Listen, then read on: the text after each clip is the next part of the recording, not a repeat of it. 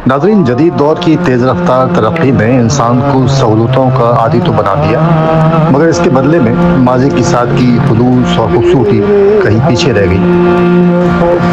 आज मशीनों और स्क्रीनों के शोर में वो मोहब्बत, अपनायत और सुकून कम ही नज़र आते हैं जो कभी गांव की फ़िज़ा, पुराने घर या ख़त लिखने के अंदाज में महसूस होते थे। यकीन कीजिए कि माजी का हुस्न इस बात में था कि इंसान वक्त रखता था अपनों के लिए, फितरत के लिए और खुद अपने लिए। तरक्की ने रोशनी तो दी, मगर दिलों को वो नरमी और रिश्तों की वो गर्मी छीन ली जो कभी जिंदगी का असल सरमाया थी। चांदनी रातें और पूरे चांद जैसा खूबसूरत और रोशन माजी, कैसा सुकून और कैसी खूबसूरत और फिक्रों से आज़ाद जिंदगी हुआ करती थी, उसकी एक झलक इस वीडियो में देखिए।